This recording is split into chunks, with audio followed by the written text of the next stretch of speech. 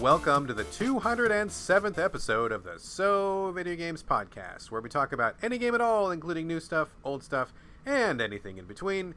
If we're playing it, we will be talking about it.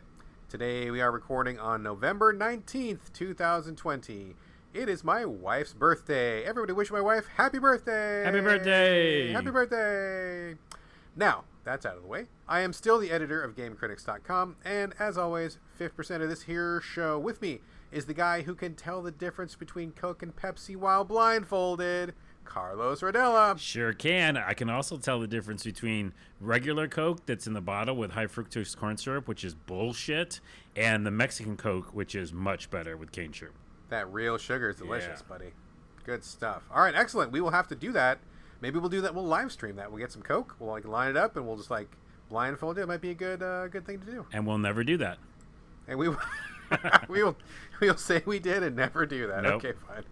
All right, folks, we have a big show. Lots of stuff on deck today. I say we get to it. Before we get into the main section of the show, we're switching things up a little bit. We kind of had a happy accident last week, and we usually do housekeeping at the beginning. And for whatever reason, I said, instead of housekeeping, we're going to be keeping the house with Carlos. That's got a nice ring to it, and I think we're going to stick with it. So this week, let us kick off episode 207 by Keeping the House with Carlos. Carlos, what you got? Keeping the House with Carlos. I think it should have its own theme song. We're going to work on that. Jeez Louise, I'm sorry I did it. So real quick, housekeeping or keeping the house. First off is, we haven't talked about it, but last episode I think we talked about my new PS5. And with the new PS5 came the new, in quotes, store. Basically, it's more of a streamlined process. You kind of just scroll around, find games, and it's not a separate standalone app or like store section. It's just kind of all there on the home screen. Well, what I found out is you can also go down to the very bottom, which I think I might have mentioned, and go to all PS5 games. Well, what's interesting is, because it's so early, I went through them all. There's like 6 games there. Well, they're like 10 or something because they count some of the ones that got upgraded, etc. Sure. And I was like, oh, but this is where I normally every week go to like my PS4 store and find like weird indie games or something to download. So I was a little bummed, but then right to the side of it, it said all PS4 games. Oh, okay, cool. So I was like, oh shit, I can still do what I do. And anyone listening, you could do the same thing. And there was a ton of new games. So on the PS4 side. On the PS4, which I could download for the PS5. Absolutely. So if, coming up next episode, you're going to hear me talk about more PS4 games because I've exhausted the PS5 ones, 2 that we'll talk about today. And, it's cool that I can still do that. Yeah, that's it's always the thing about when you switch into a new generation, right? I mean, it's like everybody wants to look at the new stuff, which is cool.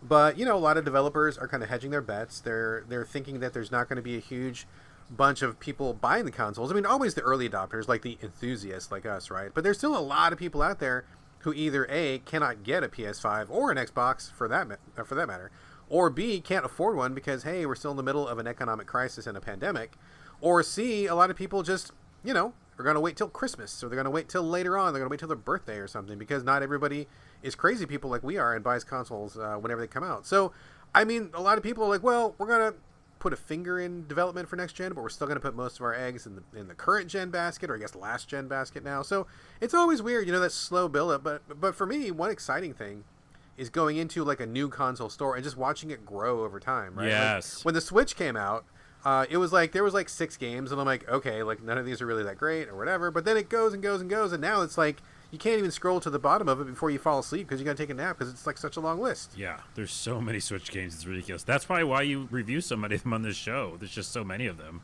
There is so many, but the same thing for PS5, right? Like you're going to see the upgrades, you're going to see the remasters or whatever, but then slowly and surely we'll get there. But not too quick because, god damn it, none of my reviewers can get new consoles, which is a big fucking problem for GameCritics.com. I know. So that's a big tangent in itself.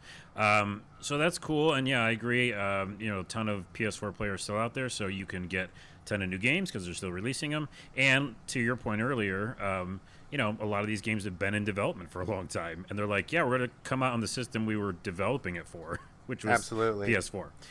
The only other piece of housekeeping was Watch Dogs Legion. I went back, and if some of you follow me on Twitter, you'd see that I was having a problem downloading my save game and I played the. Were you going to play it up-resed on the PS5? Yeah, so I wanted to see what it was, like what the ray Gotcha. tracing looked like. So my PS4 version, before I'd shut down my PS4 Pro, I'd uploaded to the cloud. So Watch Dogs save uploaded to the cloud. So I thought it'd be as easy as get the PS5 version, download my save, and then we're good to go. I mean, you would think that's a perfectly logical assumption. Sounds right on paper. But I did that and then loaded up my PS5 version of Watch Dogs, and it said, nope, I don't see a save game there. Ooh. So that sucked, and I was mad for a while. But then I said to myself, it is interesting that they have a PS4 version of Watch Dogs as well, right? So there's two versions. So why don't I download the PS4 version, and then, how did I do it? I was going to download... Now, how did I do it? Yeah, so I downloaded the PS4 version of Watch Dogs Legion. Then I took my save game that I remember I just downloaded, right, from the cloud. Yes. And then I just started playing the campaign on my PS4 version on my PS5. So just to clarify here, so what's going on is you started Watch Dogs on a PS4, you uploaded your save to the cloud, then you got on your PS5, but you downloaded the PS4 version of the game onto your PS5, and then you played it that way. Is that what you're saying? Yeah, I like how you translate my words because they're like the wrong I am an words. interpreter. That Yes. is what I do. Yeah, I think that's what you do on this show for me. So that's what I did. And so what happened is, and this is the crazy workaround, I started playing the game on my PS4 version, and I was like, I actually originally just thought like, well, I'll just play more of it on this PS4 version. It looks fine. But then I was like, wait, I'll save the game now. So I saved the game again on my local storage, Right. and then I booted up my PS5 version, loaded that save because it was local storage, and it worked. Uh-huh. Weird. It worked. Interesting. Yeah. So I did a weird hack that I probably is not meant to happen, but now I'm playing the PS5 version with my save game, and that game is addictive as hell. I was like, oh shit, I'm going to do a bunch of missions, aren't I? Well, two questions on this. So I guess number one, every publisher seems to have a different philosophy when it comes to, if you buy something on PS4, do you have to buy it again on PS5? Do you get it free? Is it a DLC? Is there an upgrade? Like, how is it working?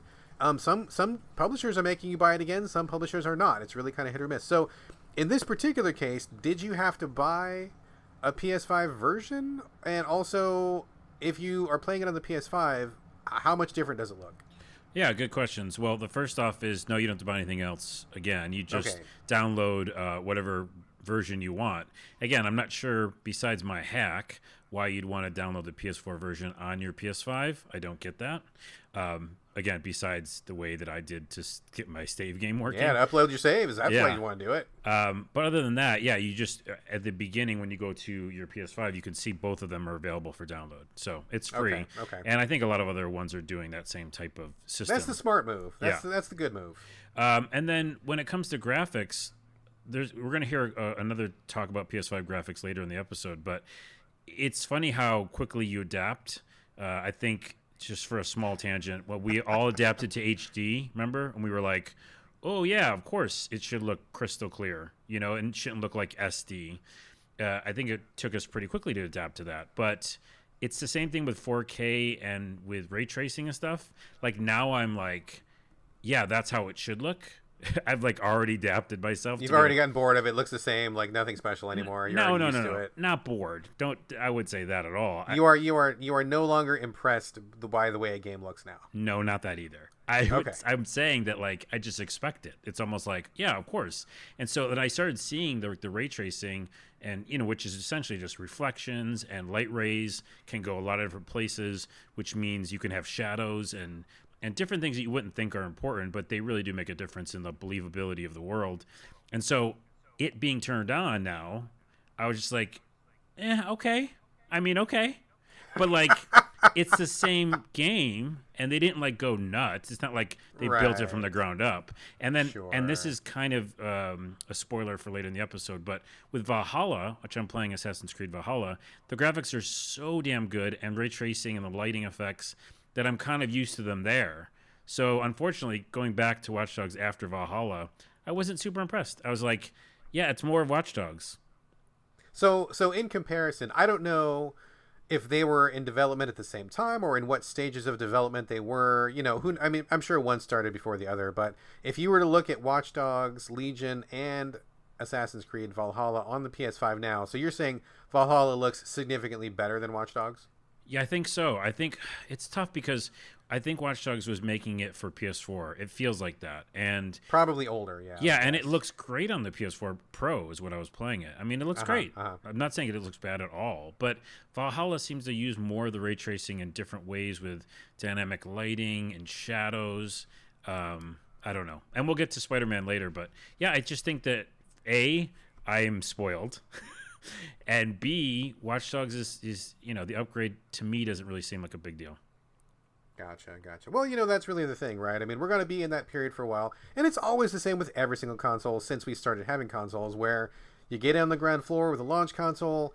There's like one or two showcase games which were in development specifically for the new console, but then you hit that dry spell, right? When all the other developers are trying to catch up, and then you get the remasters or you get the ports, and then everybody's like, looks alright, it's fine. But those are the started in last gen games, and it's going to be like a couple months until we get the meant to be on PS5 as the base unit or Xbox X or whatever, and then we'll get the sparkly back. So yeah, it seems like a pretty normal curve, to be expected, basically. Yeah, and the only unfortunate thing is it seems like the number one game that people are talking about that uses the most of the PS5's abilities is Demon's Souls. And you know how I feel about Jump in, buddy. Those Jump in. You love them.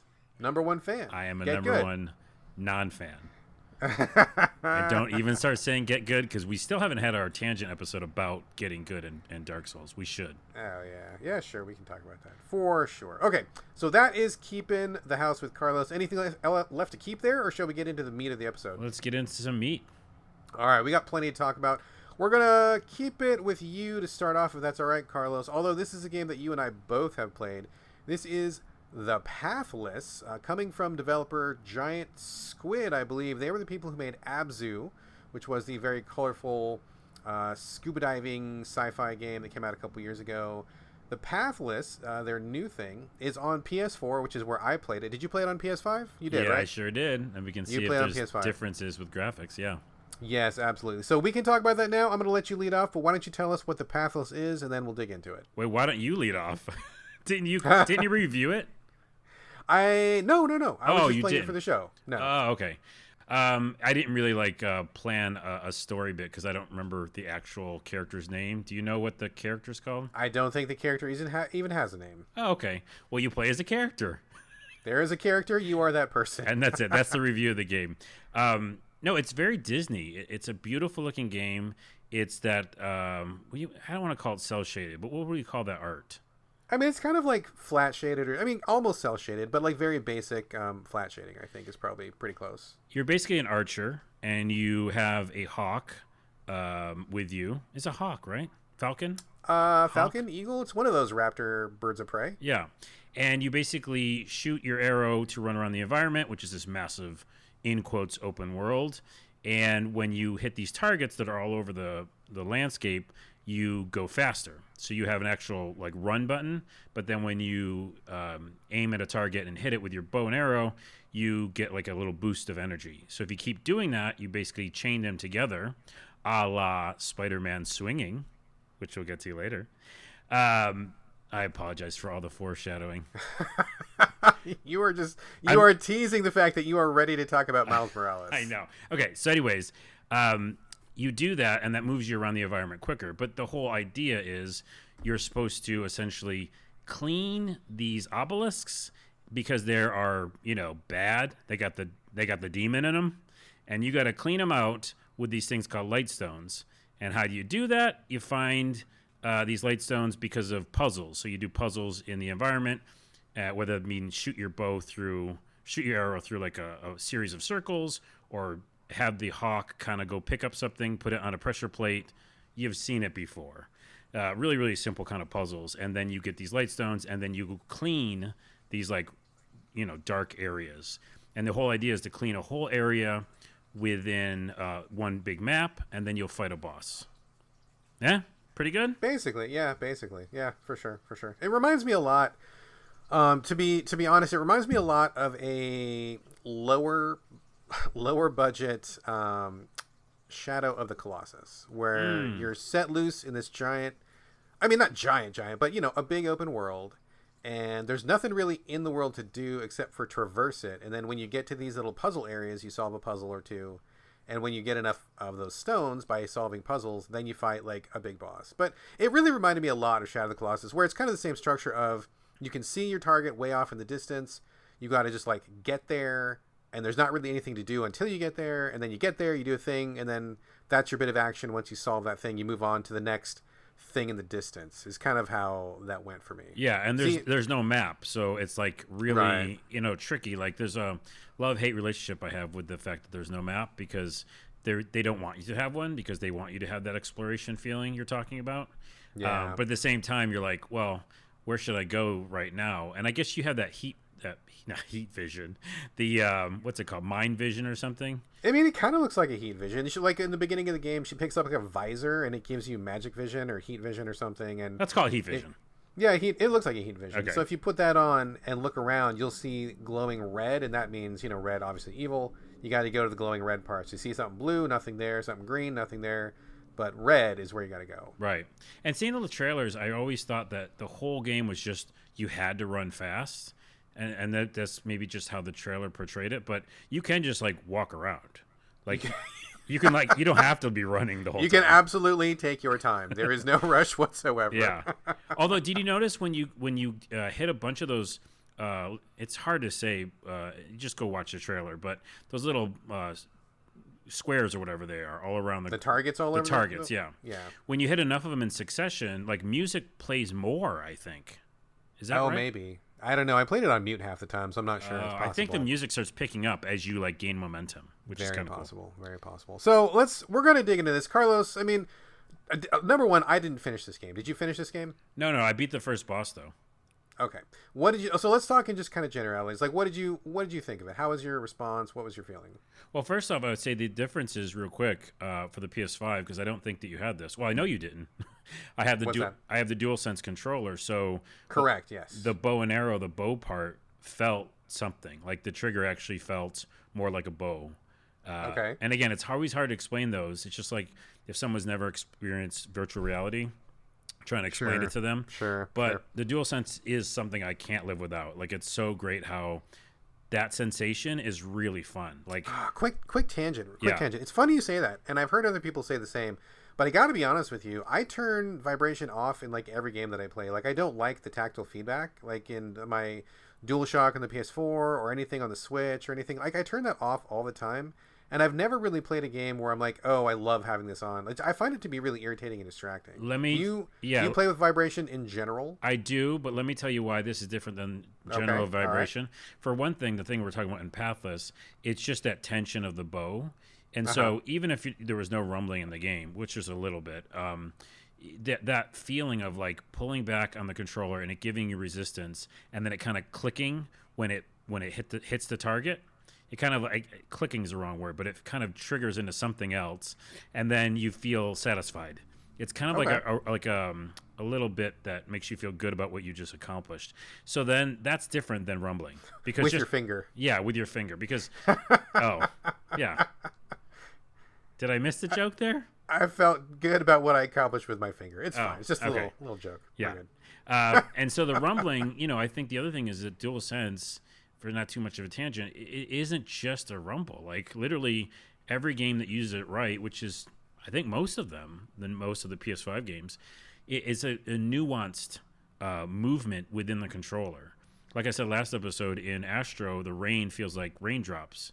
This one, when I was running away from a boss that was shooting like fire, like when the explosion happened, it kind of reverberated around the controller, but it didn't just rumble it.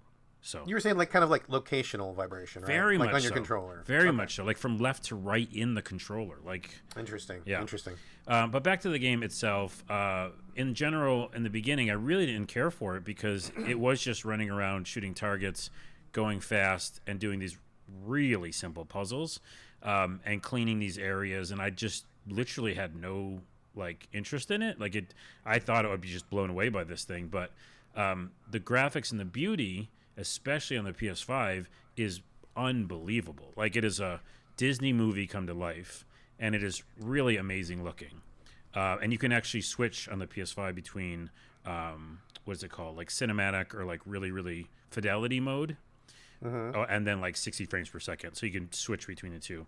But I put it on the fidelity mode, and it is a stunner to look at. But the gameplay was just boring to me. Like, I just didn't find any fun. And then I don't know if you know this, but the storm that's on the map. You know, there's a storm. Oh, like the big red firestorm thing. Yeah, yeah. Yes. I thought that was like telling me to go to there because that was the boss. But no, you don't want to go to that. People listening who are just playing it for the first time, that's like an obstacle. And if you go in there, you basically have to like dodge this fucking like vision, one of those vision games, like a stealth game where this monster's hunting you down. You can't get hit by him, and if you do, you like, I don't know, get knocked out of the world or something. It sucks. I'm guessing you didn't get stuck in that storm then. No, see, that was part of the thing that kind of confused me, to be honest. So my take on this game, I agree with you about the graphics. I think it looks awesome. I think even on the PS4, which is where I played it, I think it looks really sharp. The art style is really great, and I thought that Abzu looked really great too, right? But the graphics was not my problem with Abzu, and the graphics is not my problem with Pathless here. I think the main character looks dope. Like, her skin is like blue, and her costume is red, and you get the contrast, and it just like is really iconic and striking. It looks just really cool. Like, she's a very cool looking character. But like, kind of like what you said, the game is just kind of boring for a number of reasons. Number one, and I will address the thing you mentioned. I'll bring that up at the end here. It's hard to describe, but like, imagine looking at an open world and every 5 feet there is a target hanging in the air for like literally no reason other than to give you something to shoot, because shooting makes you slide along the ground fast, which is kind of cool when you're watching a video of it, but there's no real reason to go fast. You don't really do anything other than move faster. It's not like you need to do it to traverse the world. I mean, it's kind of integrated into the boss battles when the boss runs away, so you have to catch up to them. But that's really like the only time you ever really need to go fast. And so it seems like the developers came up with this thing that looks awesome in a video, but they didn't really have a great idea about how to integrate that into the gameplay. So that part, once I figured out there was no real reason to doing it, it really lost a lot of its luster. The puzzles are also, like you said, they're pretty straightforward and simple. I mean, whatever, it's fine, I guess. But I guess I just didn't care about anything in the game because we don't know who this character is. It's pretty basic, like, oh, stop the evil forces, and you don't really know anything about what's going on or who people are. You cross and you're just like, you see red spot, go to red spot in the world, do the puzzle, collect the doodad, and then fight the boss after a couple times. It just feels very like, I mean, like, it's like they got a great visual, they liked the way the sliding looked, and then they kind of made a game out of it, and there just wasn't a lot else there. And it's a funny contrast to something like Shadow of the Colossus, which I feel like it's very, very much in common with. But the difference being in Shadow of the Colossus, number one, I think the story is way more interesting, and number two, each Colossus was like its own exciting battle / puzzle. So like, everyone was different. Some of them were big, some of them were small, some of them were more puzzly, some were straight up combat. A lot of them had climbing. The climbing was really exciting. And in that game, the climbing had a very tangible gameplay effect. In this game, it doesn't feel like there's really much to any of it. It's just supposed to kind of look cool and okay, I guess, but I just was not really drawn into it. And as far as your question goes, you see a boss shows up once in a while and they start looking around for you. If they see you, you lose your little bonus gold coins or whatever that you can use to get towards a power up.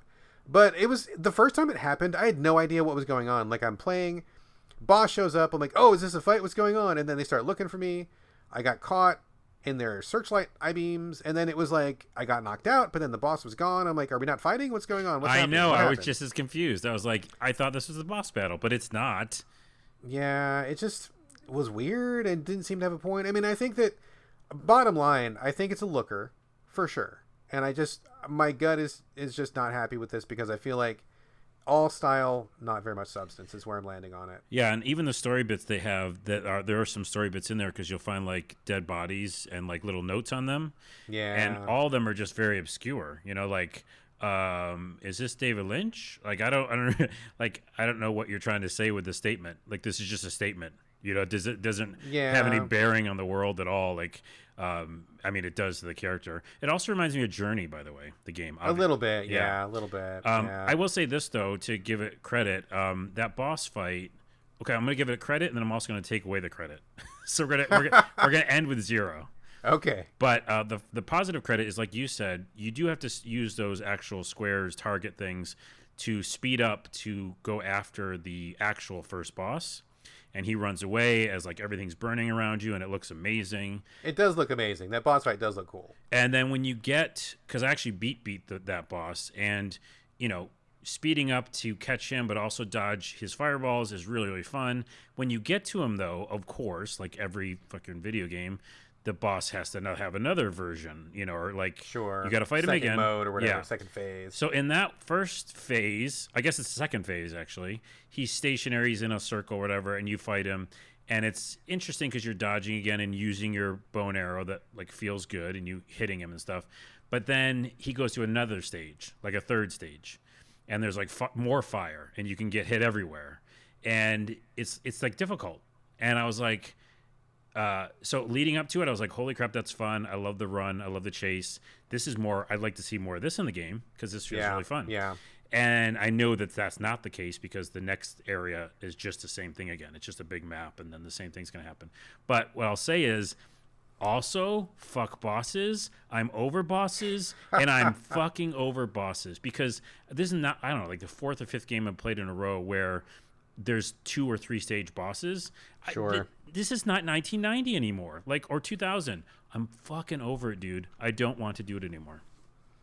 Yeah, I mean, I share those feelings, and I think that I stopped about maybe 2/3 of the way. I was almost to the second boss, but I got to be honest with you. By that point, I was pretty bored of it. I was just like, okay, I'm crossing this land, and I'm picking up these doodads, and I'm just doing it. It just doesn't make a lot of sense, right? I mean, the targets scattered around the world don't make a lot of sense, and the gameplay doesn't really integrate with what I mean, it didn't really come together. And I wish that they, it was a different thing than it was, right? Like, I don't mean to be like a quarterback, armchair developer, armchair quarterback, whatever.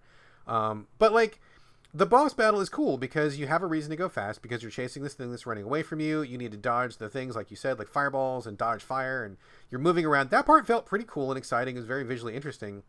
And I wish there was more of that. So, maybe more of a Shadow of the Colossus style where they had a bunch of bosses instead of just these little puzzles to solve. Mm-hmm. And I wish that there was more reason to move fast in the world. Like, I wish there was like more ramps, or maybe more exciting jumps you had to do, or something that just gave you more of a reason. It feels like half an idea, and it doesn't feel like it's fully formed, and it just didn't grab me. Yeah, I hear that because basically, I kept looking for those things that you're talking about, like ramps in like the world. And there was like, I think 2, like 2 or 3 places where, if I actually go faster, it'll be, something. But in general, it's not there. So yes, I had fun with it. In those couple moments, I got frustrated that the bosses, which I'm gonna, have to face probably 3 or 4 more bosses. They're all going to have many stages, so get good. And I just basically don't want to play a game with bosses. And that's why, to bring it all the way back, I don't like the Souls games because I feel like every enemy is a boss in that game. Basically. Yeah. So, all right, that is the Pathless coming from Giant Squid. I played on PS4. You played on PS5. Seems like it's got some high points, but kind of a miss for both of us. Would you agree? Yeah, I think so. All right, fair enough.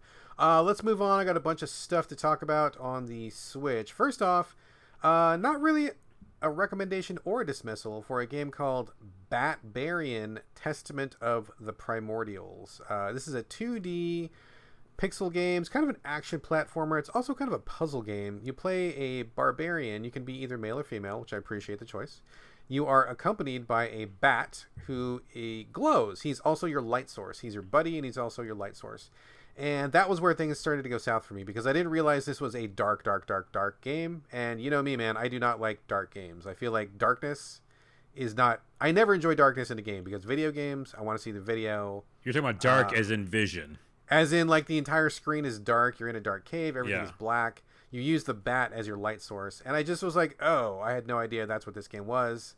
Didn't realize it was a dark game. In their defense, it was about a bat, though, right? I mean, totally. I was thinking, use the bat for combos. Maybe you glide by holding the bat's feet, or he fetches things for you, and maybe those things do happen. But I am allergic to games which are dark. I just don't like it. It's just my personal pet peeve. And this game starts out really, really dark. So it may be interesting. I know that Dan Weissenberger at Game Critics reviewed this. He ended up kind of liking it because it was very puzzly, more puzzly than it looks. And he kind of liked it. But for me, I'm sorry. I can't put up with dark games. And so I noped out of it before I even really got going with it because I was just kind of too annoyed. But that's my issue. Yeah. That's not a lot of people don't care about darkness in games. That's totally fine. I'm not dinging the game for that. I'm just saying up front, I can't deal with dark games, so that's on me. So that was Batbarian. Check it out if you want an action puzzler and you don't mind your games being dark. Carlos, how do you feel about darkness in games? I don't know if I've played many dark games that take place in the dark. Like, what's another example one? I mean, basically every single horror game, they're always That's fucking true. super dark, right? Like, so that's why I don't play a lot of horror games. Yeah, I don't mind that. Yeah, I haven't really played a lot of games in the dark. Alone in the dark. Yeah, and you were alone, so I guess it was fine. Oh, yeah, I was. Thanks for bringing that up. Hold Sorry. on. Let me drink some more Hennessy. Memories, right? Painful memories. So that was Batbarian. I noped out of that, and that one's on me. The second one I want to talk about is called Carto, Carto. This game is cute as a button. It is a top-down puzzle game / I don't know, indie vibe, sort of a cutesy. Hard to describe exactly what this is. You play a little girl, and she has the power to rearrange the world. And how that plays out is you're in a land, and each land is about 1 square. So there's trees, there's mountains, there might be a hut or something, other people, and then you can zoom out to like a map view, and then you see the whole world divided up into squares.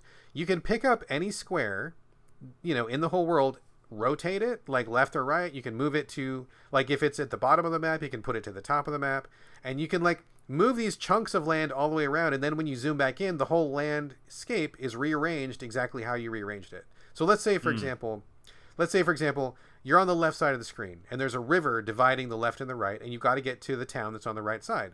You can't cross the river because you have no boat and you can't swim. So what you do is you zoom out, you go to the map view, you take the chunk of land that has the river, and you move it all the way to the right side, and then you take the part of the town, you move that a little bit left and rearrange the order, and then so the river is no longer between you and the town, and then you zoom back in, and then the town is right there. You no longer have to cross the river because you moved the river. It's like a board game. It's kind of like a board game. It is a little bit like that. So it's a really interesting sort of a mechanic where you're constantly like moving pieces around, and as you play the game, there's a story, and you'll have to do certain things, and along the story somebody will say like, oh, I lost my sheep and he's like in the middle of the woods, can you please find him? And when you look at the map, there's no woods, but you'll notice, oh, there's like a fringe of trees on this square, and there's a fringe of trees over here. If I rotate these around, and if I move them around and I put the fringes together, oh, here's a forest. Like, you kind of puzzle it around. Or sometimes somebody will be like, oh, I got to get to my house, and my house is really far north. And when you look at the map, his house is actually like at the south. But you're like, okay, got to relocate this dude's house to the north. You move that, and he's like, oh, my house is back. Hooray, thank you. By the way, all the people in the world are just like fine with this, right? They're like, they're just moving the parts of the earth around. They don't really, it's kind of one of those magical realism things or something. Like, nobody really acknowledges that the land is somehow moving. It's just like you blink, and then it kind of like is. Like, you're not seeing like giant hands moving chunks of earth or anything. It just kind of like magically happens. That would be funny, though. That would be funny. They'd be like, oh, yeah, you know that girl? She like moves earth. Yeah, it would be pretty interesting. So they don't really explain that part. You have to just kind of like accept the premise and just kind of roll with it. So I think it's really cute. I played about maybe half before the show. I like it a lot. I think the art is really cute. I think the idea is really cute. It's really chill. Like, there's no combat. Like, you're just talking to villagers. You're kind of trying to do the requests. You're kind of moving pieces of land around, and there's no penalty. I mean, you don't die. You don't lose points. There's no points or anything. It's just like, it's like a pretty chill puzzle experience, and it looks great. It's cute. It's interesting. It's a good fit on the Switch. I think it's pretty good stuff. Yeah, I've been looking at it for a while just based on the art, because we always talk about art and stuff, and I just like the art style, and it would be nice to have something to lay down in bed with at night and just do some puzzle pieces, so maybe I'll pick it up. Yeah, absolutely. Perfect for bedtime game session or something like that. It's really good. It's really cute. It's exactly the kind of thing that I like to see on the Switch. I love indie, interesting, I haven't played a lot of games that are just like this, so it feels pretty fresh. Good stuff. I was gonna say that when I play it in bed, I'm gonna make some voice though, and be like, whenever she moves Earth around, I'll be like, and now I will move the Earth to the left, and you will call me a god. I'm gonna do that. You can absolutely do that. Okay. Absolutely. One more game to talk about here before we jump to Spider-Man, which I know we are all very excited about talking about, especially you. I'm going to talk about Iris and the Giant. It's also on Switch. Yeah, I just put up a official text review up at Game Critics, and it is, hold on to your horses, the highest score I have awarded this entire year. What? It is the best scoring game by my measuring stick. So Iris and the Giant, which I'm kind of in love with, it is a 2D roguelike card-based game, also turn-based. The premise is that you play as a girl. Now, bear with me for a moment here. You play as a girl. Her name is Iris. She lives in the real world, and she is having some issues at home. It's not exactly clear from the beginning what's going on, but like her dad is real concerned about her. She's having problems in school. She seems like she's a very unhappy girl. She's having like major life problems, right? And how she deals with this problem is she creates a game in her head that is about like kind of like Greek mythology a little bit, but also kind of like just like a fantasy game where there's like minotaurs and monsters and goblins and she, in this game, she imagines herself as like a strong warrior, right? And so that's how she's dealing with her problems in the real world. And as the player, you play the game that she has imagined in her head. That is what you are doing.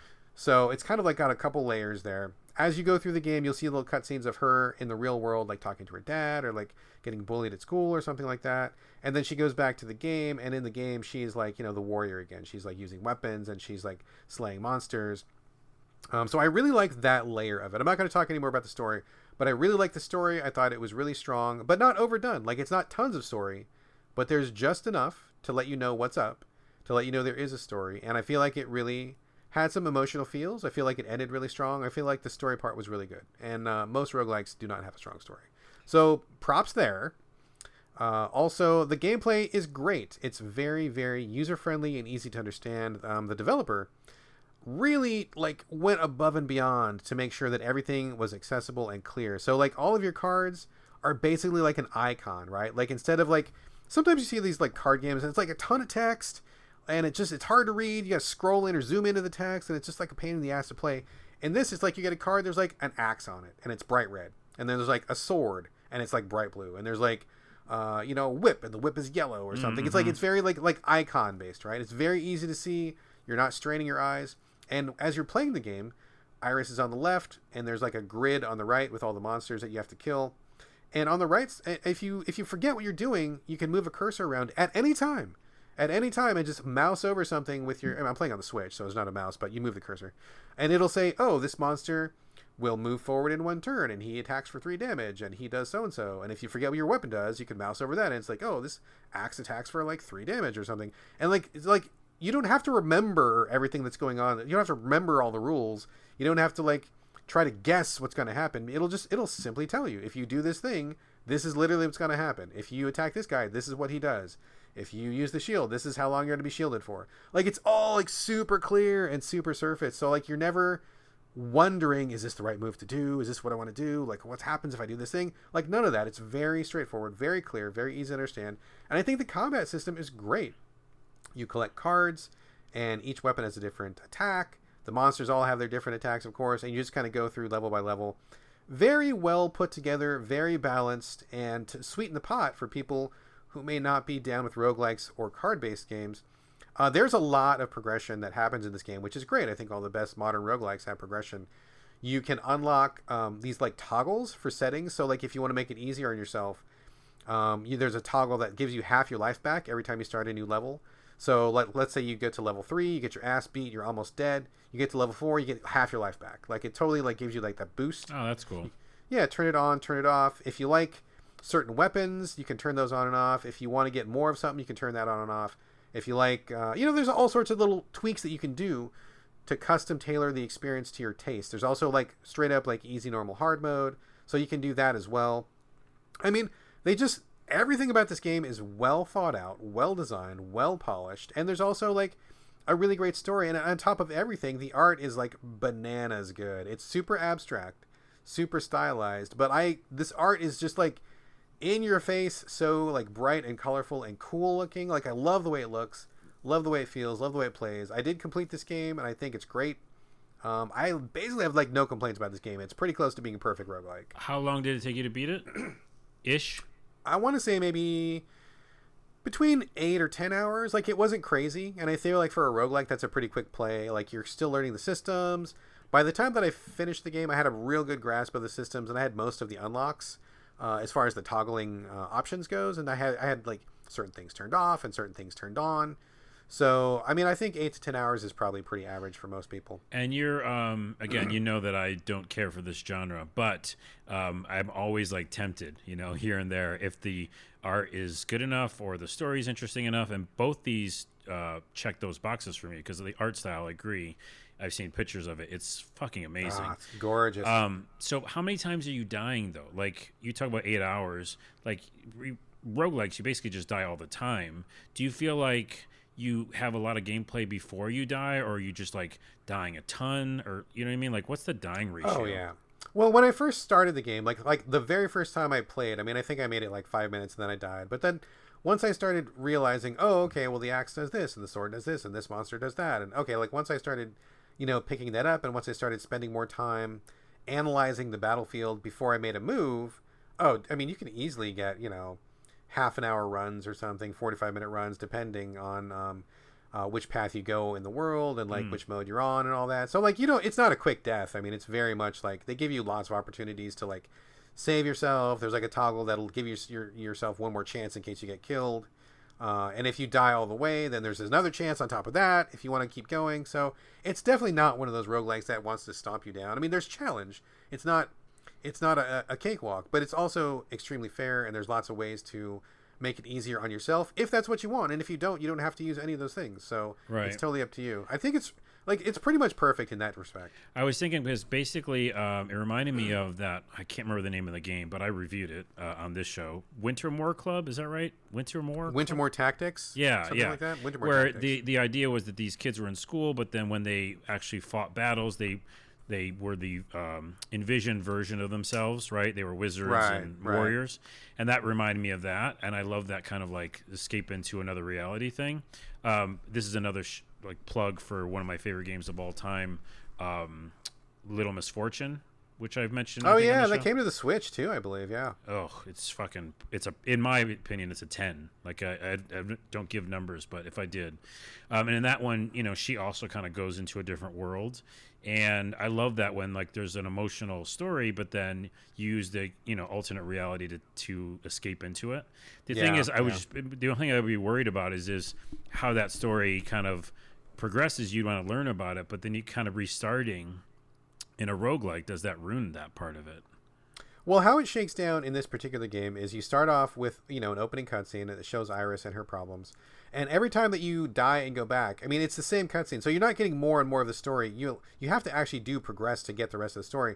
But you can just skip that cutscene again. Like, you don't have to watch it. So, like, you know, if you get to, like, level 8, you're going to see the same level 8 cutscene and just skip it and keep going. But, you know, you do have to, like, make it further and further to get the whole story. Yeah, I get it. Okay, well, it sounds cool. It might be the one that I try. I don't know. The art style and all the other things check boxes. Yeah, I mean, I think it's wonderful. I love roguelikes. I think this is one of the best ones I've played in quite a while because it does so many things perfectly. Plus, you know, it has the story. Plus, it has the polish. I mean, it's a gem. It's a real gem. Really loved it a lot. That is Iris and the Giant. It's on PC. It's also on Switch. I think that's the only two places where it's at.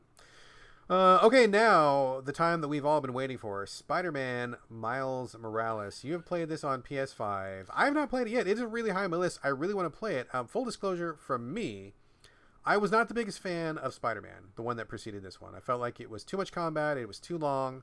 Pretty cool, but I couldn't get through it. I felt it was too much. But I am very excited because I think Miles Morales is an awesome character. I've heard this one is shorter. I think it looks great. There's like Spider-Cat. There's all sorts of cool stuff. So I'm very interested, and I think I may give this one a shot. But you are the man who is playing it full time here. So tell us about Spider-Man Miles Morales. Oh boy, this is going to be anticlimactic. Oh no! Oh no! Especially after that intro that you gave me, I feel like just super guilty. I feel bad about myself. What? Yeah, I feel embarrassed. Oh I God, have a lot of feelings now. you're keeping me in suspense here, dude. What is it? I know. So, jeez, Louise, that's set up. So I'll say this first off: Miles Morales is a great character. All right, Love him. Him and Genki. Is it Genki? I don't know who that. His I don't know his who buddy or whatever. from the movies. Yeah, from the. Okay, I'll cut this because I don't know what that is. I don't know what it is either. Running down, remove Genki. Okay. So Miles Morales is a great character, but the game, because like you said, it's a shorter game. It's similar to what they did with, Tomb Raider and Last of Us, were these little bite-sized kind of story bits based on the actual, game engine. Sure. It's the Spider-Man again. It's like it's the Spider-Man that you and I both were frustrated with and didn't really care for. I famously was so frustrated that the world itself in Spider-Man, the original, wasn't really a world. It was really just there to let you swing around. You were supposed to be swinging the whole time, and if you stopped for a second, it had old school world, open world, complete with old school graphics. Well, that's all the same. And for some reason, I thought because it's the PS5, there's new bells and whistles, the ray tracing is going to be there. It's Christmas time. All these people talking about how they love walking around this world. It feels so believable, and it shows PS5's power. Well, fuck y'all. Valhalla shows PS5's power. Oh man. Demon Souls does. But this is, again, it's the exact same game. And yeah, there's a couple moments where there's reflections in the snow and the ray tracing is in the lights, but all the gameplay's the same. It's fucking Batman Arkham, whatever, right? Batman Arkham Knight. That combat, which I never liked. I'm the odd man out probably, but I have never enjoyed that kind of almost like Mortal Kombat, Street Fighter kind of fighting, where you go box to triangle to box. No. Okay, so I'm not going to do that. So it's like that. It's like you have to be good at those kind of combos. It's the same mechanics for combat. I don't think the graphics, and I'll, come at me with whatever you want to throw at me, but I don't think they're that great. I think it looks like Spider-Man, and I don't think I like it. Oh man, is it still crazy heavy on the combat? Because that was one of my biggest complaints about the original Spider-Man. I felt like there was way too much combat. I mean, on top of just way too much busy work, finding 1,000 backpacks and doing the same kind of stuff over and over. I felt like it was just a lot of busy work for a game that was way longer than it should have been. And especially the combat is what killed it for me, because it was just overkill. Is it still the same amount of combat? Or they dial it back at all? Or is it just the same? I think it's dialed to 11. Here's the thing. Oh, fuck, is it more? Well, okay, because I haven't played enough to know, but I have been fighting a lot. And I'll tell you this, something else, another pet peeve of mine is, besides I don't want to fight any more bosses, which this game has bosses, but the very beginning of the game is all combat, and it's actually the, cutscenes and the QuickTime events.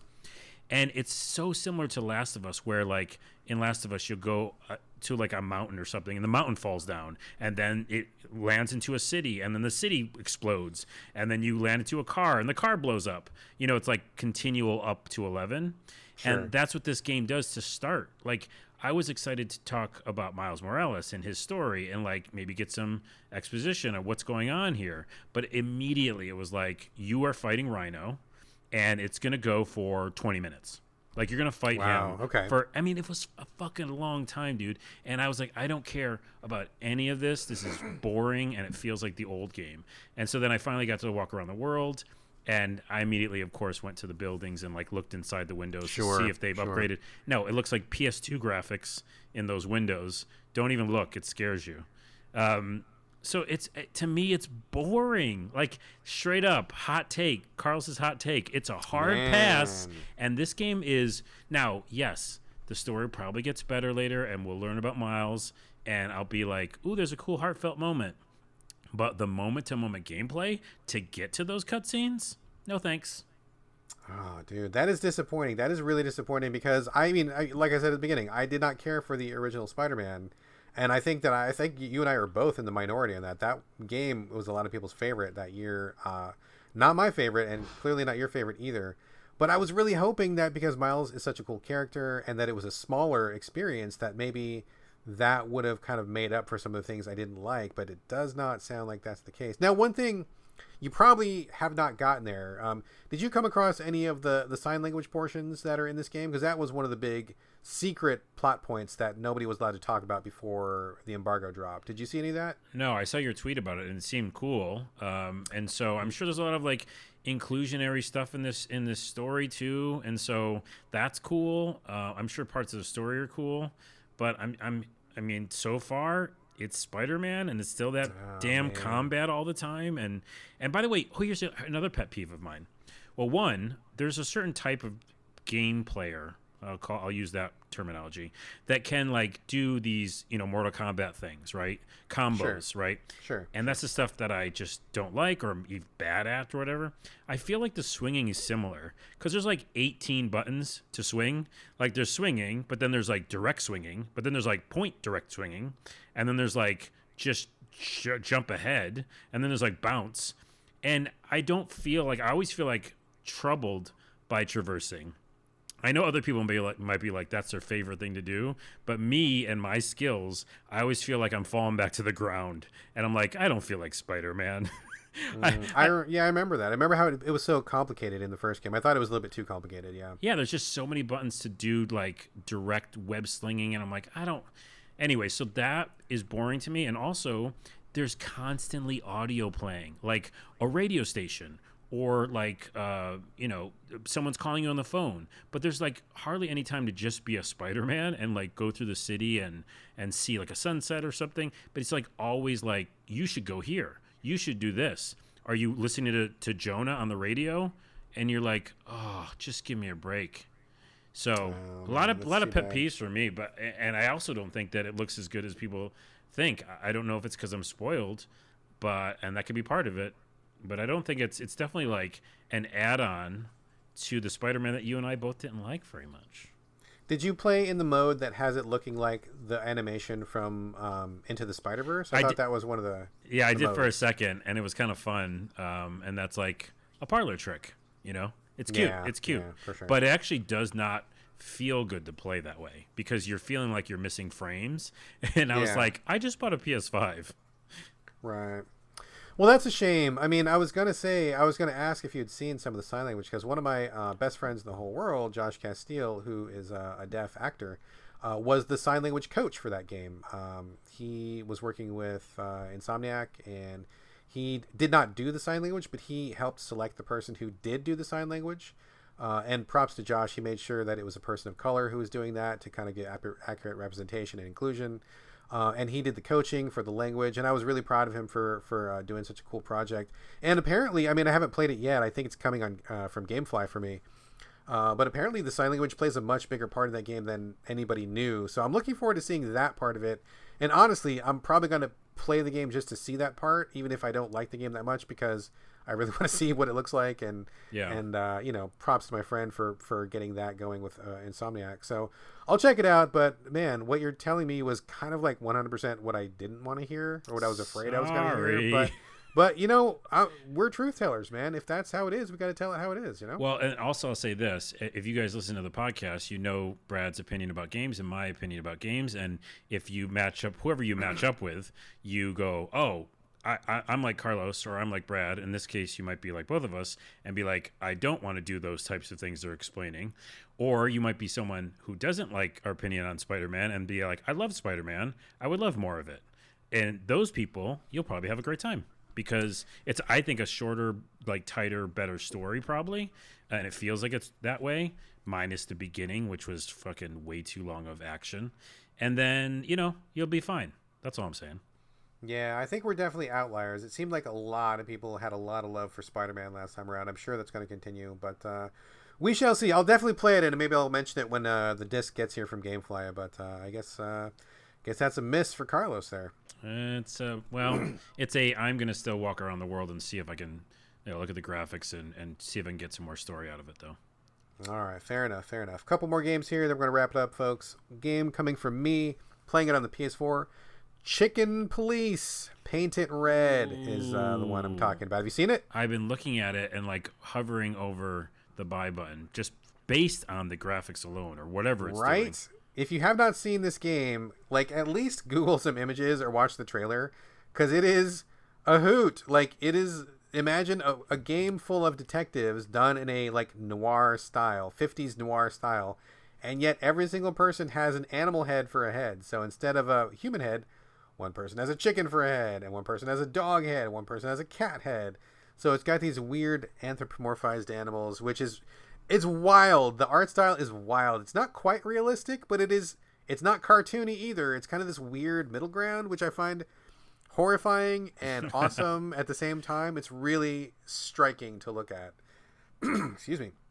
Yeah, and I wasn't really even sure what kind of game this was. I knew it was a noir detective, but I wasn't sure what you're doing. What it ends up being is a point and click, kind of like a visual novel, sort of. You play the role of the chicken investigator, and he is like an ex-cop, or he's just about to retire or something like that.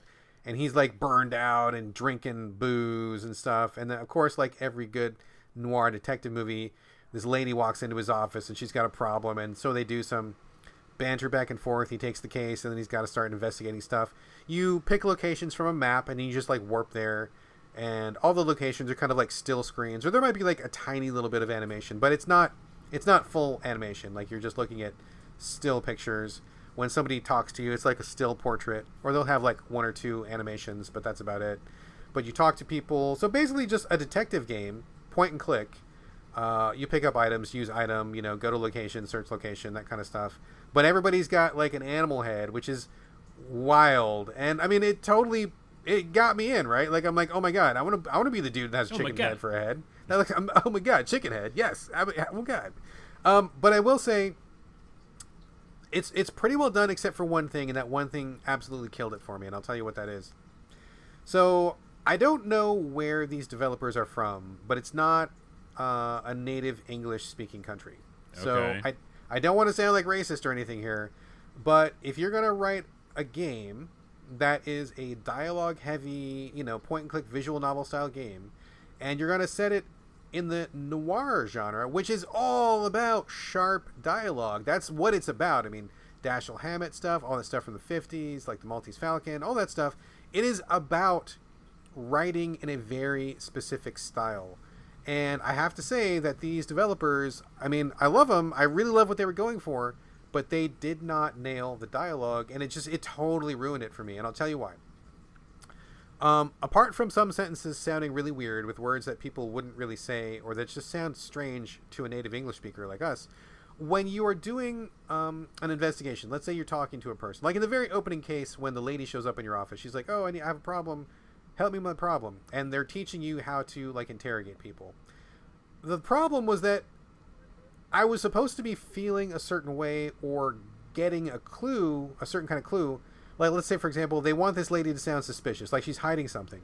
But because these people are not native English speakers, I was not getting what they were wanting me to get. And I didn't, like in the first example, this lady's suspicious. She's hiding something. Like, the text is telling me that. They're like, interrogate her because she's hiding something. And I'm like, how would I know that? Because I'm not getting that sense from the dialogue. Like, I'm supposed to just guess that she's suspicious. Yeah. And so if that dialogue is not razor sharp, if it is not dead on bullseye, you're not getting the noir experience. Like, you're not getting the feeling of being a detective. And it kind of continued from that point. So that was a rough start. Got to the next dialogue section, and it was, again, kind of like the dialogue is like 80% of the way there, but it's not quite there. And for this kind of game, it really needs to be there. So I'd be having a dialogue, and somebody would say something like really weird, and I'm not sure, did you mean to say that, or did the scriptwriter pick the wrong word? Is that a mistranslation? It was off, right? And it's not off enough to make the game unplayable, but it's off enough that I was taken out of the experience. I wasn't sucked into being a detective. Yeah. And I kept like hyper analyzing the text because it kept being weird, and it just didn't gel for me. Yeah, it's funny because that is definitely where you want to understand the nuance of dialogue in a detective game. Good word. Good word. I was thinking of L.A. Noire when you were talking, and how that is so opposite, it seems, where you're like even looking at facial features, right? Like, is this person lying by how they sound, or what they're saying, or what they're looking like? Obviously, that game was all based on just that, but Yeah, I think you need that. For me, like bad dialogue or bad translation can be really fun in certain games, and I really, really like it. But it doesn't seem like it fits in this game. Yeah, I mean, it would be one thing if it was just like the occasional weird word or something, but when the game is all about, hey, you need to figure out what these people are saying and you need to interrogate people properly and figure out if they're dropping a clue, like I just wasn't getting the clues, right? Like I was not getting the emotional tone of how these people were supposed to be. And I spent more time trying to figure out the sentences. And again, it's not terrible. Like it's not bad, but even one or two poorly chosen words can really skew the meaning of a whole paragraph. Yeah. So I just was like, oh man, I really want to like this game. It looks so cool. Chicken heads are awesome. I want to be in this game, but I did not get too far because the dialogue just kept pulling me out. So Man, yeah, the visuals are so cool, and again, so strong. Like so I strong. said earlier, I mentioned Lynch, but like it felt like looking at like Eraserhead or something. Just I got visuals of that for some reason. So Yeah, but it's yeah. striking, but it was kind of a miss for me, which is a real shame. I was so excited, but there you go. One more game from me, and then one more wrap up from you. I'm going to talk about Wasteland 3, Carlos. You talked about it a while ago, correct? Yeah. I kind of left it for a little while because I think I told you on the show, or maybe I was about to tell you, that I got stuck in a section where I didn't want to make a certain choice that they wanted me to make, and the opposite thing to do besides making the choice, which without spoiling anything, was to fight people. And I was like, okay, I'll fight people because that's my choice, which you could do in that game, right? Right. And I was underpowered. So I was like, oh, I just don't want to play anymore. Or like I was frustrated because I didn't want to do the choice they were going to make me do. So basically I have to go back to the game and grind and level up a bit, I guess, and then go back and fight because fighting was my option is what I wanted to do. Does that make sense? Right. Yeah. We're gonna maybe spoil minor spoils on that, but put a pin in that for a second. Okay. So you did not finish the game. How are you talking about the Reagan part? The Is that what Reagan you're talking part, about? yeah, totally. Okay. Yeah. Okay, I know what you're talking about. So just brief recap. I know Carlos talked about this on an earlier episode, but Wasteland is coming from In Exile, has some of the old Fallout developers on it. It is a post-apocalyptic RPG, top-down, isometric.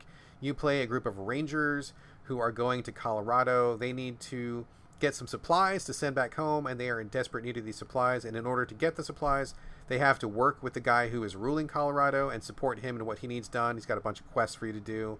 He's got some problems. His kids are like turning out to be major assholes, and so he needs you to stop his kids and bring them back. And along the way, you meet lots of people in the wasteland, lots of weirdos, mutants, robots, monsters, and you go from location to location on a world map. Once you get to the world map location, there's like a big map that you're walking around with your group.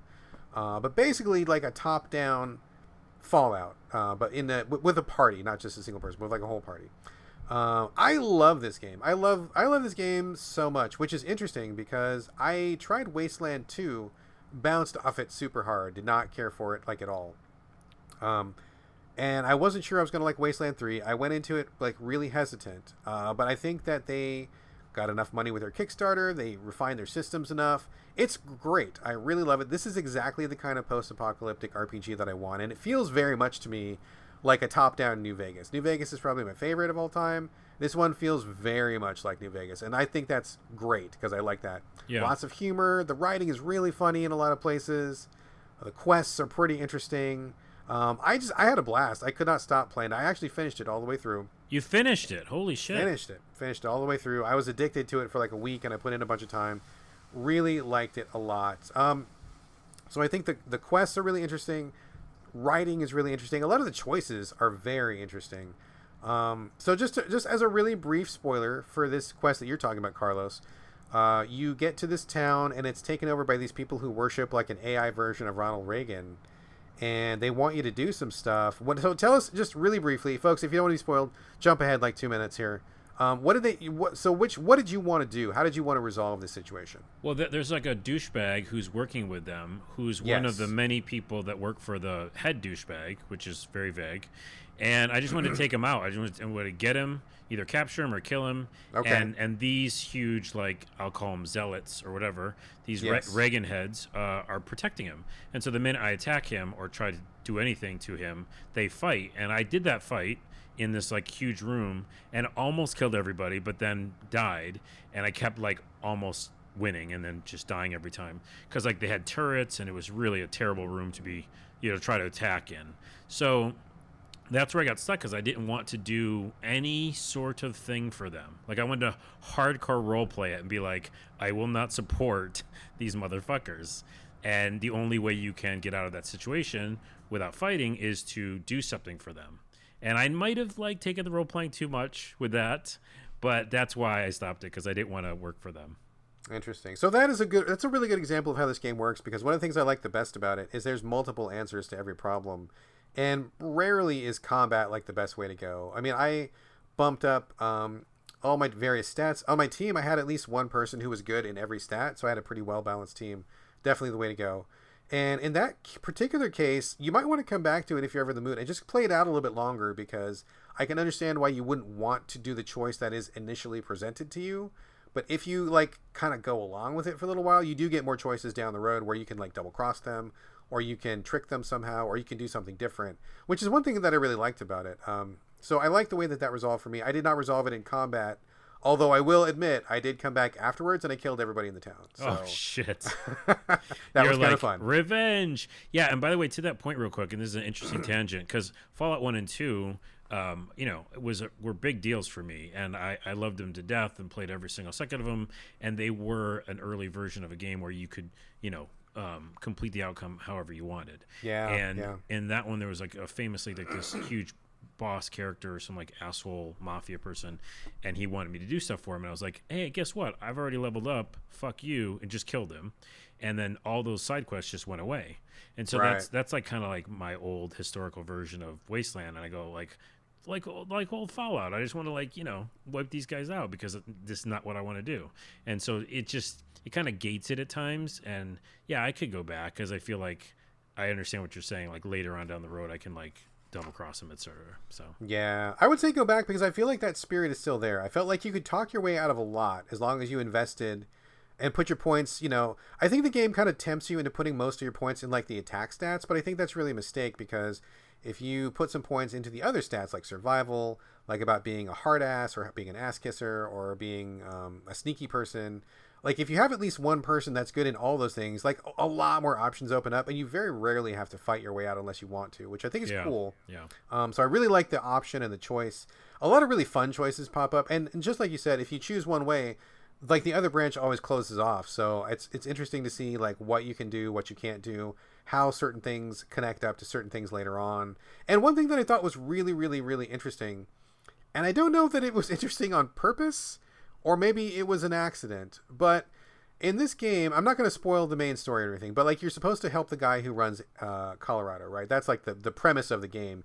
You get there, and I'm thinking, of course I'm going to have to overthrow this guy at some point, because that's how video games are, right? Yes. That's what happens. Yeah. And they do try to nudge you that way, but so many things pop up, and after you take in the world and the situation and what that guy's doing and what other people are doing, and once you kind of like roll that around in your head, I feel like, and again, not spoiling this, I feel like I did the choice that the developers totally didn't want me to do, but I feel like I was very satisfied with how it turned out, which I think is the mark of a good game, where the developers let you make the mistakes you want or make the choices you want, allow that to happen, and it's not like a catastrophic thing. It's just a different thing, and I really enjoyed that a lot. I really like that. Yeah, like early Fallout games. I feel like that's definitely why I liked them. I will say this too. I do love that you can recruit a hobo, and I think we both recruited the hobo, didn't we?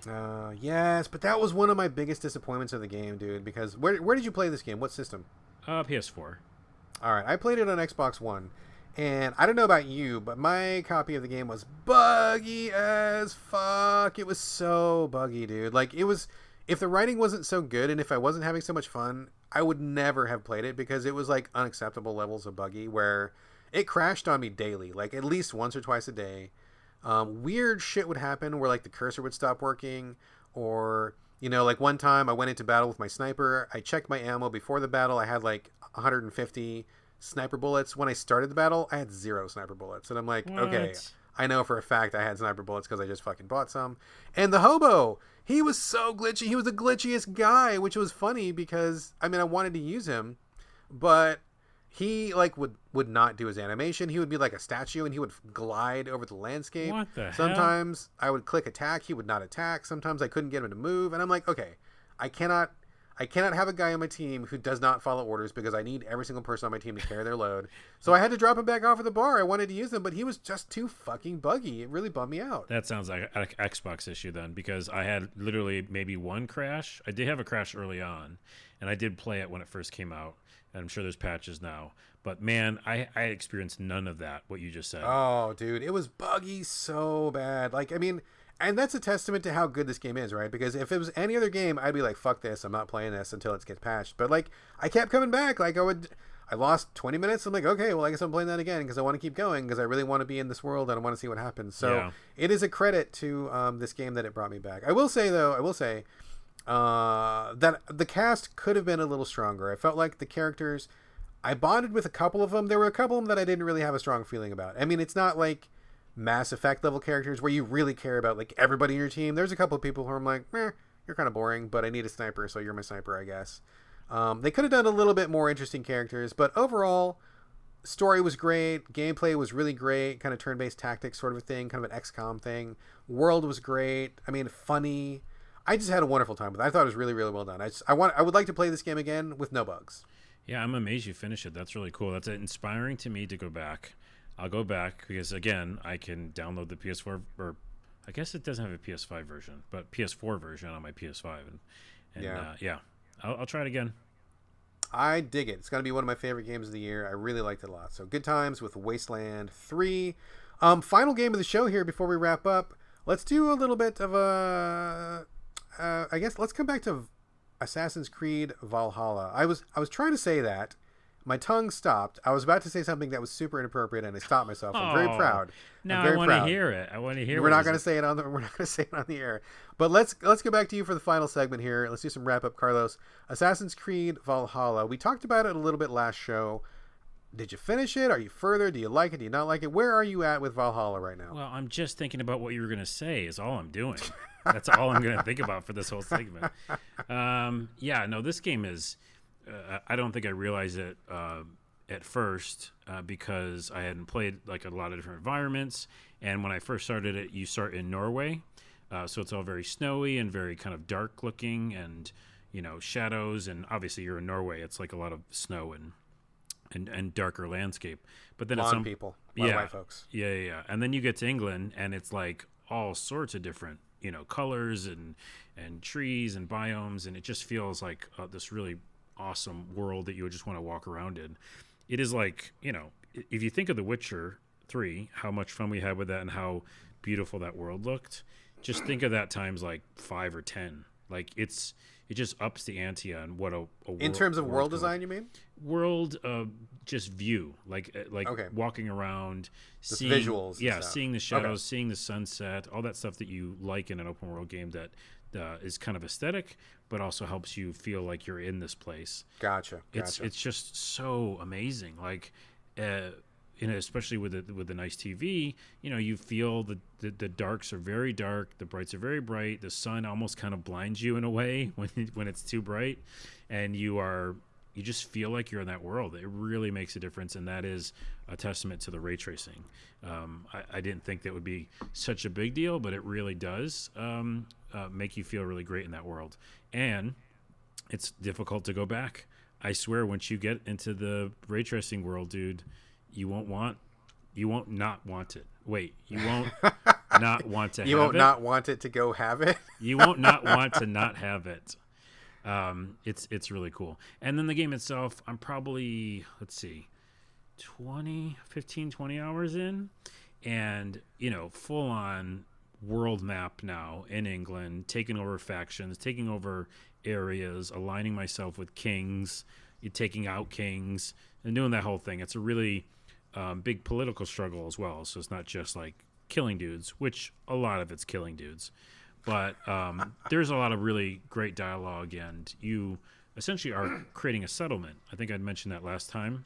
Yes, you did. And once you start building more of these huts up and more of these, like the cartographer, that brings up all new mini games, essentially. The hunting lodge. So now that you're going to go find like the great elk or the great beast of the world. So these are things like you build a building in your town, and then that town offers you different types of subquests, is what you're saying? Yeah, the little huts do, right? So the fisherman, if you do the fisherman hut, then all of a sudden any of the fish you collect, you can go back and sell them, which is a good way to make money.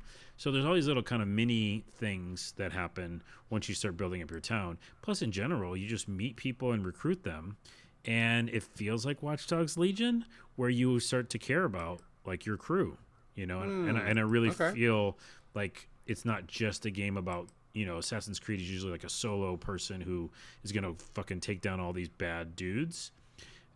What's interesting is, you know how Assassin's Creed always has those people you've got to go take out, right? Sure. Assassinate. Hence the name. Hence the name. This shows up at some point. Like there's a little house and you build it and they go, hey, here's the people you should go to assassinate. And I go, I don't care. Like literally, that was the least interesting thing to do, because the interesting thing to do is to follow the story of these Vikings, the family line, your brother, how you're gonna, you know, talk to the Ragnaroks, because fucking Ragnarok is in here. You know, the guys from the Vikings TV show. What's his name? Oh my goodness, come on. Oh my good. Ragnarok. I don't know. Ragnarsson or whatever. You know, the Ragnarsons. So they're there. Those guys. Yeah, I know those guys. You know those We guys. went to school together. We went, yeah, we had coffee. They came over for dinner. They did. And they ate everything, and they pillaged, and they burned. Yes. But they wore masks, social distancing, which They is did great. do that, which is nice. It's just that all that world that I like and want to know the story of. The assassination part, I don't care. I was like, I don't even want to do that. And I might not have to. Like, so far, it's not like pushing me, you know what I mean? Like, every single minute, like, oh, go assassinate this next person. So let me ask you then, this sounds interesting, but okay, so I guess my question to you, specifically to you, Carlos Rodella, knowing that you, the man that you are you to the point in this game where you are just like engaging in the side stuff and being in the world, and like all of the main quest stuff is like totally shunted to the side? Like could you theoretically do this stuff for like the next 30 hours and just be in the world and not really move things forward? Because it kind of sounds like that's where you're landing on it. no, it's a little different than that. There's a lot of side quests, but most of the side quests aren't a ton of experience, and they're more just like for the world building and having fun, which I'll tell you about one of the side quests that was really fun. But again, it wasn't really progressing me a ton when it comes to XP or items and stuff. What progresses you is doing the main campaign. So short answer is not really. I'm actually most interested in the main story. Okay. So then how does that factor into the assassination then? Is the assassination more of a side quest, or is it also intertwined with the main quest? It's intertwined, but it's also a side quest. Like, I feel like there's a lot of things that would just play out if I just do the main quest, and those assassinations will come into it. Like, that's already happened, you know? Mm-hmm. And it's like, oh, I took out that person because I wanted to, because I had to. It was part of the story. But then there's other ones on the side. Now, it'll be frustrating if it makes all those side quest assassinations like mandatory, you know, for me to beat the game. That's kind of what I was wondering. Yeah, I don't know yet, right? And I also hope it isn't.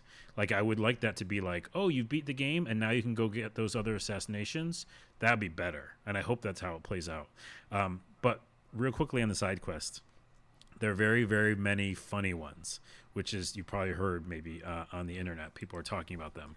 One is, I guess, I haven't met this one, but there's a woman who you have to help her fart really loud. Oh my gosh. No, I have not. I've been kind of dark on this game. I don't know anything about it. So that one, that seems like a little too ridiculous, and I haven't found her yet.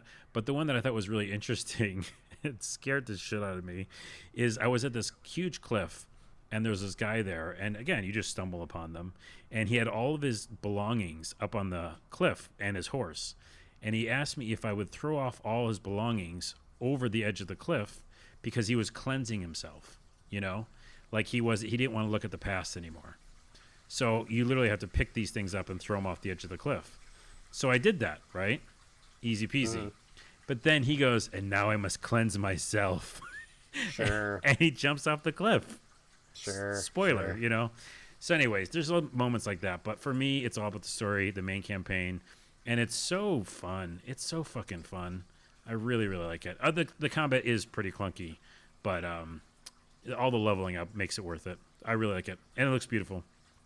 Excellent. Sounds like a pretty favorable review. I have not cracked into it yet. I think I'm probably not going to get to it this year. I'm trying to look ahead of the calendar. I definitely want to play Cyberpunk, and I know that's coming up really soon. So after I finished Wasteland 3, which took a big chunk of time for me, I just started Yakuza Like a Dragon, which may have been a mistake because I think I may not finish it before Cyberpunk comes out, but it's going to be Yakuza, then it's going to be Cyberpunk. That's probably going to carry me all the way to the end of the year, and then that's where we're going to be. So I'm interested to try this one, but probably not till next year. But we will circle back again, or I'm sure you'll have another status report, and we will see how that goes. Well, I'm going to try to mainline it because I want to finish the main campaign before Cyberpunk. That's my goal, yeah. That's the pro move there, so we'll see how that goes. So, all right, that is it, folks. That is the show. We covered a lot of topics. We talked a lot of words, and now we're done. But before we go, we love to get your questions and comments. And in fact, we have some shows coming up which are based entirely on your questions and comments. Not tonight's show, but coming up soon. So we will give you more information on those before too long. Also, check out our Twitter feed. We ask a lot of questions, and we get a lot of responses there. If you're not following us on Twitter, check it out there. That is Videogames, at Videogames. You can also email us directly, sovideogamespodcast@gmail.com. You can also hit us up individually. Carlos, where do you want people to find you this week? Wow, why does that have to be different each time? What's wrong with me? Doesn't have to be different each time. I know, but it almost I say the same thing. I've said the same thing every day, every show for like 200 episodes, man. You can do the same thing. Well, I will say this. I have a digital only stand-up special that I'm working on, and I'm very excited about that. But that is not available yet. But that's something to look forward to. And in the meantime, you can follow me on Twitter, ONAWA. Excellent. I do not have a digital stand-up special. That is not in the works, so that is not coming soon. No, it is not coming soon. So don't wait. Don't wait for that, folks, because it ain't coming. I'm waiting for it. In the meantime, no, don't wait. You can follow me on Twitter and Instagram, mostly Twitter, but some Instagram. BRADGALLAWAY, all A's, no O's. And folks, that is going to do it for episode 207. Thank you again for joining us here at the So Video Games Podcast. And we'll be back before you know it. But in the meantime, this is bye from Brad. And bye from Carlos. Weird? Weird if I say the same thing? That was weird. That was a weird. I won't say bye.